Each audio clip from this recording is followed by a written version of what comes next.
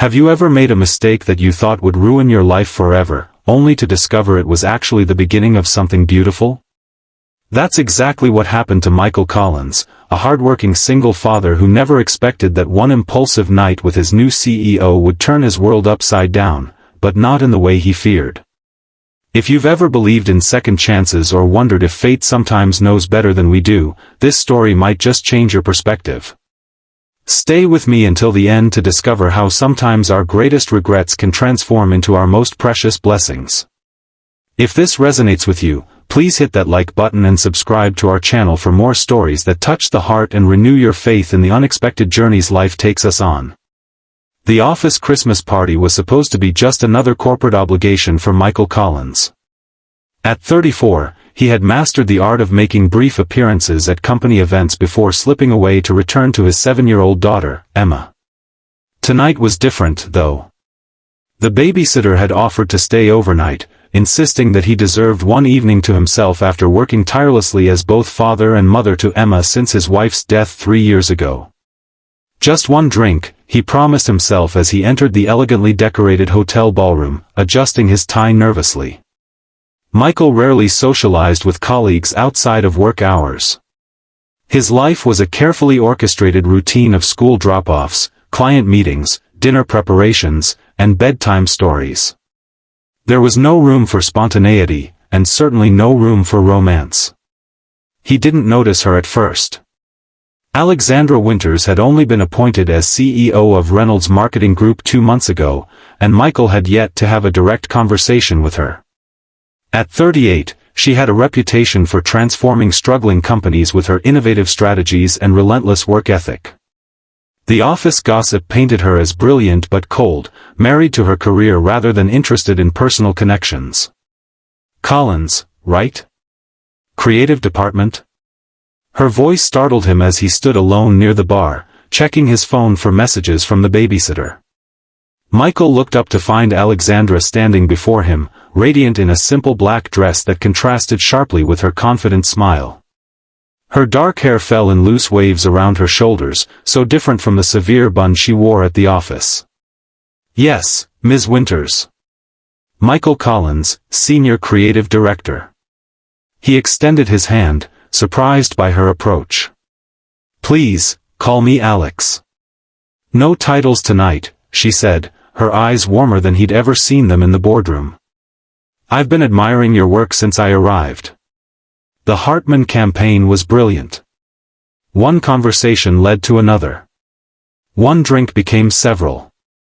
The crowded room seemed to shrink until it contained only the two of them, laughing and talking as if they'd known each other for years. She told him about growing up in a small town with dreams bigger than her circumstances. He shared stories about Emma's latest obsession with astronomy and his struggles to answer her increasingly complex questions about the universe. You should bring her to the planetarium downtown, Alex suggested. I'm something of a space enthusiast myself. Really? The intimidating CEO enjoys stargazing? Michael teased, feeling more relaxed than he had in years. There's a lot you don't know about me, Collins, she replied with a smile that made his heart race. Neither of them planned what happened next. The hotel room wasn't premeditated. It was a culmination of shared loneliness, unexpected connection, and perhaps too much champagne. In the gentle darkness, they weren't CEO and employee, but simply two people finding comfort in each other's arms.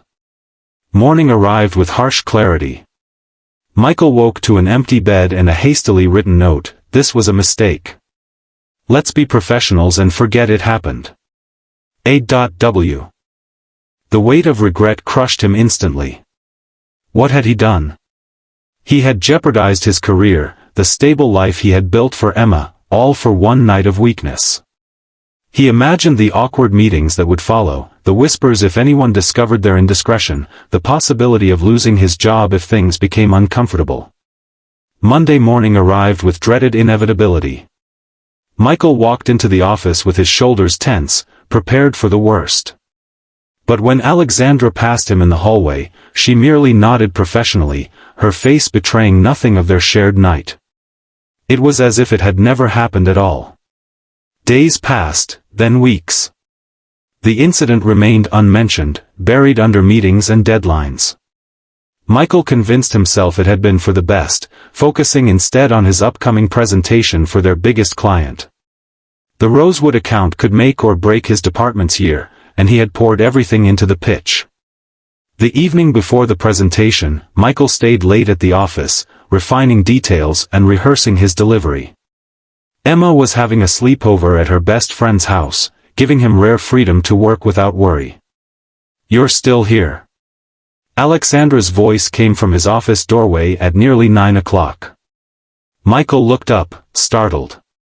She stood there in her usual impeccable suit, but something about her expression seemed different, less guarded, perhaps. "The Rosewood presentation," he explained, gesturing to his cluttered desk. "I want everything to be perfect." She hesitated, then stepped inside, closing the door behind her. "I'd like to see what you've prepared, if you don't mind." For the next 2 hours, they worked side by side, refining his ideas, strengthening his arguments, and identifying potential client concerns. It was strictly professional, but Michael couldn't help noticing how easily they collaborated, how she seemed to understand his creative vision without lengthy explanations. "You have extraordinary talent, Michael," she said as they finished, using his first name for the first time since the Christmas party. "But you're holding back something. There's more to you than what you're showing the world." Before he could respond, she gathered her things. "Same time tomorrow night? After the client meeting? I think we should discuss your future at the company." Those nightly meetings became a routine. After regular business hours, when the office emptied and silence settled over the building, Alexandra would appear at his door. Sometimes they discussed work, marketing strategies, client relationships, industry trends. Other times, their conversations wandered into unexpected territory. "Why didn't you ever remarry?" she asked one evening, perched on the edge of his desk. Michael looked up from his computer, surprised by the personal question. "Raising Emma alone is challenging enough. And honestly, after losing Sarah, I couldn't imagine finding that kind of connection again." "Until the Christmas party?" Her directness caught him off guard. "I thought we weren't mentioning that night," he said carefully. Alexandra stood and walked to the window, looking out at the city lights. "Do you regret it?" "I did," he admitted. "But now, I'm not so sure." Their evening meetings continued for months, evolving from strictly professional consultations to something more intimate, not physically, but emotionally. Michael learned that beneath Alexandra's powerful exterior lay a woman who had sacrificed personal connections for professional success, who questioned her choices at night when the corporate armor came off. "My father always said I'd have to choose, career or family," she confessed one night. "I believed him and never looked back. Until recently." Meanwhile, at home, Emma was noticing changes in her father. "You're smiling more, Daddy," she observed one morning as he made pancakes shaped like stars.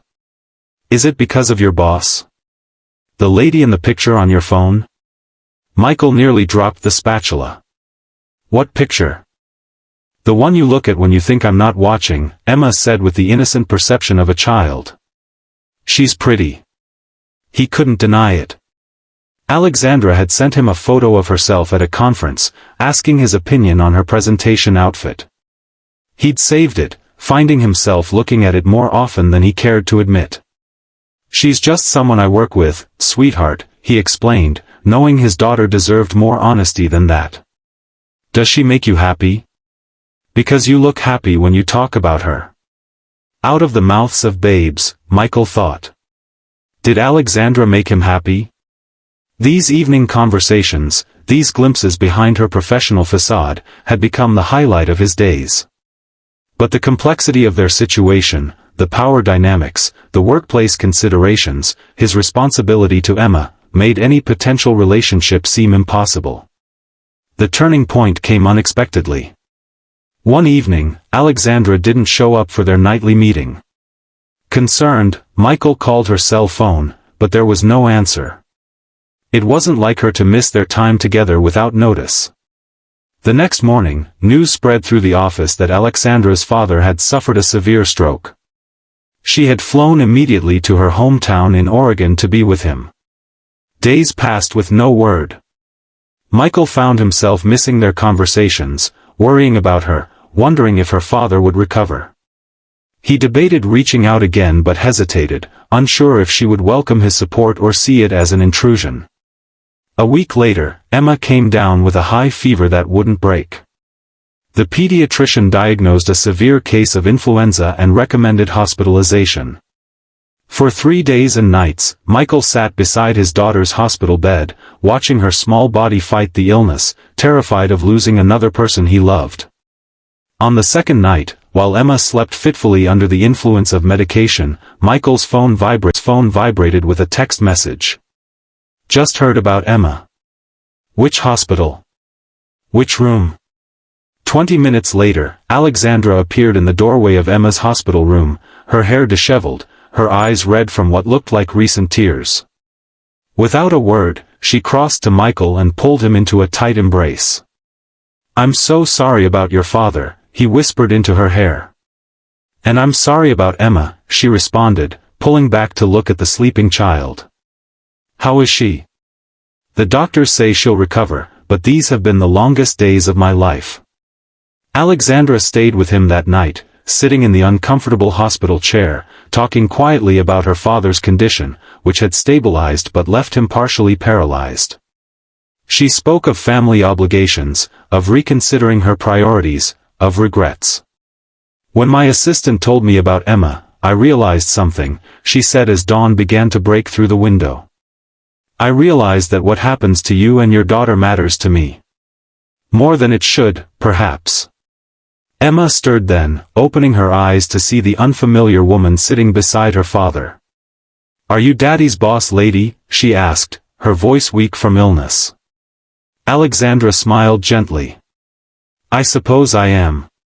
"He keeps your picture on his phone," Emma informed her matter-of-factly. "He looks at it a lot." Michael felt his face flush with embarrassment, but Alexandra's delighted laugh eased his discomfort. "Does he now?" she asked, her eyes finding Michael's with new warmth. "Well, I happen to have a picture of your daddy on my phone too." As Emma recovered and returned home, Alexandra began to integrate herself into their lives beyond the office. Weekend visits to the planetarium, as she had once suggested. Sunday brunches where Emma chattered endlessly about school while Alexandra listened with genuine interest. Movie nights where they all fell asleep on the couch, only to wake with stiff necks and no regrets. Their nightly meetings at the office continued, but now they held new meaning. They talked about the future, not just career trajectories and company strategies, but personal hopes and fears. "I'm thinking about stepping back," Alexandra confessed one evening. "Not leaving entirely, but restructuring my role. My father's situation has made me realize how quickly life can change." "What would that mean for us?" Michael asked, the question heavy with implications. "It would mean I wouldn't be your direct superior anymore," she replied carefully. "The board is considering creating a chairperson position that would oversee big-picture direction while a new CEO handles day-to-day operations." "And if that happens?" Alexandra moved closer, her professional demeanor slipping away. "Then I'd like to see where this could go. Properly this time. Not as a regrettable one-night stand, but as something real." The transition wasn't seamless. The board took time to approve Alexandra's proposed restructuring. Office gossip inevitably circulated when their relationship became more apparent. Some colleagues questioned Michael's recent promotion to creative director, suggesting favoritism despite his obvious qualifications. 6 months after Emma's hospitalization, Alexandra officially moved from CEO to chairperson of the board, and their relationship became public. They navigated the challenges together, the questioning looks, the adjustment period for Emma, the balance of career and personal life that both had struggled with individually. "Do you ever regret that night at the Christmas party?" Alexandra asked one evening as they sat on Michael's porch swing, watching Emma chase fireflies in the yard. Michael considered the question, remembering the panic and regret he had felt that morning after, the weeks of awkwardness that followed, the gradual building of something genuine through their nightly meetings. "I regretted it until I didn't," he answered honestly. "Until I realized that sometimes what seems like a mistake is actually the universe nudging you toward where you're supposed to be." Emma ran up to them then, her hands cupped around a captured firefly, its light glowing between her fingers. "Look what I caught," she exclaimed, opening her hand slightly to show them the twinkling insect. "It's beautiful," Alexandra said, smiling at the child who had, against all expectations, become so dear to her. "But you know what happens when you keep beautiful things trapped too long?" Emma nodded solemnly. "They die." "That's right. Sometimes we have to let things go to truly appreciate them." As Emma released the firefly, watching it rise into the darkening sky, Michael reached for Alexandra's hand. "I think there's a lesson in there for us," he said quietly. She turned to him, her expression curious. "What's that?" "That the things that matter most can't be controlled or contained. Not regrets, not fears, not even love. We just have to be brave enough to let them transform us." A year after their first Christmas party encounter, Michael and Alexandra stood together under the same hotel ballroom chandeliers, surrounded by colleagues and friends. This time, there was no sneaking away, no regrets to face in the morning. Emma twirled in her new party dress nearby, proudly showing off the star-shaped pendant Alexandra had given her, a constellation representing their unlikely family. "I have something for you," Alexandra said, pressing a small box into Michael's hand. Inside was a key, simple and unadorned. "A key to your heart," he teased. "A key to my home," she corrected, suddenly serious. "Or rather, what could be our home? If you and Emma wanted that." Michael looked at the woman before him, the formidable CEO who had shown him her vulnerabilities, the career-focused executive who had found room in her heart for a young girl's telescope and teddy bears, the person who had transformed his greatest regret into his most precious second chance. "Are you sure?" he asked, knowing what this step would mean. "I've never been more certain of anything," she replied. "Those nightly meetings in your office showed me who you really are, Michael. Not just the dedicated father or the talented creative director, but the man who listened when no one else did, who saw me as more than my title." Emma bounded over, sensing an important moment. "What are you talking about?" Michael knelt to his daughter's level, the key clutched in his hand. "Alex has asked if we might want to live together, as a family." Emma's eyes widened. "In her big house with the garden?" Alexandra laughed. "Yes, in that house. Though I was thinking we might add a tree house. Every kid needs a tree house, don't you think?" The child's enthusiastic approval was immediate and definitive, but Michael took a moment longer, looking up at the woman who had changed everything. "From one night of regret to a lifetime together," he said softly. "Who would have thought?" Alexandra reached down to touch his face gently. "Sometimes the best things in life begin with a mistake, don't they?" As they embraced, with Emma wrapping her arms around both of them, Michael reflected on the journey that had brought them here.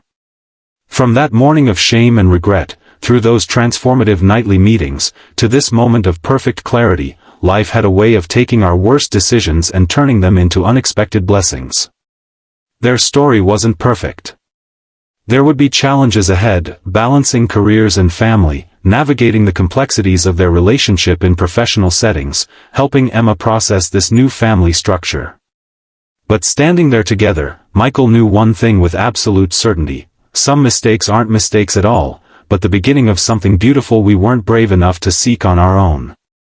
And sometimes, the meetings that change everything aren't the ones in boardrooms with clients, but the quiet ones after hours, when masks fall away and hearts speak truthfully. Life rarely follows the path we expect. For Michael Collins, a single dad who once regretted one impulsive night with his CEO, the unexpected journey led to something far greater than he could have imagined, not just love, but family, belonging, and the kind of second chance that comes along once in a lifetime. If you've stayed with us until the end of this story, perhaps you found something that resonates with your own life, a reminder that regrets can transform into blessings, that connections can form in the most unexpected circumstances, and that sometimes what seems like an ending is actually just the beginning. If Michael and Alexandra's journey touched your heart, please like this video and subscribe to our channel for more stories that celebrate life's unexpected turns and the courage it takes to embrace them. Remember, your greatest mistake might just be the first step toward your greatest joy.